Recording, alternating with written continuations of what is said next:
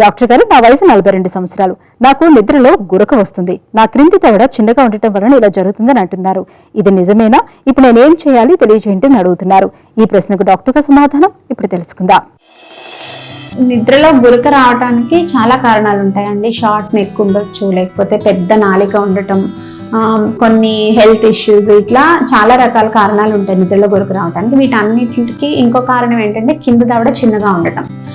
కింద దవడ ఎప్పుడైతే చిన్నగా ఉందో మనం పడుకున్నప్పుడు మన నాలికకి సరైన స్పేస్ లేక అది గొంతుకి అడ్డంగా పడటం, లేకపోతే దవడ వెనక్కి ఉండటం వల్ల పోస్టీరియర్ ఎయిర్వే స్పేస్ అంటాం, ఈ స్పేస్ తగ్గిపోతూ ఉంటుంది. దీనివల్ల నిద్రపోయినప్పుడు అంటే లైన్ డౌన్ పొజిషన్లో ఈ స్పేస్ తగ్గిపోవటం వలన సరిగ్గా గాలి అందక నిద్రలో గురక రావటం, నిద్రలో మెలకువ రావటం, ఇట్లాంటివన్నీ జరుగుతూ ఉంటాయి అన్నమాట. ఒకవేళ ప్రాపర్గా స్లీప్ స్టడీస్ అన్ని చేశాక ఉన్న అన్ని కారణాలను ఇవాల్యుయేట్ చేసుకున్నాక ఒకవేళ దవడ చిన్నగా ఉన్న కారణంగానే మీకు గురక వస్తున్నట్టు కనుక నిర్ధారించినట్లయితే అది సర్జరీ ద్వారా ఆ కింద దవడ ఏదైతే చిన్నగా ఉందో దాన్ని ముందుకి జరిపి దాన్ని ఫిక్స్ చేయొచ్చు.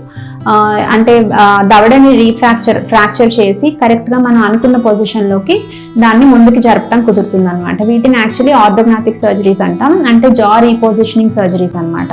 ఇవి జనరల్గా కాస్మెటిక్ రీజన్స్కి, అంటే ముఖ ఆకృతితో అంత సంతోషంగా లేని వాళ్ళకి అది మార్చుకోవటానికి జా రీపోజిషన్ చేసి చక్కటి ఆకృతి ఇవ్వడానికి ఈ సర్జరీస్ చేస్తూ ఉంటాం.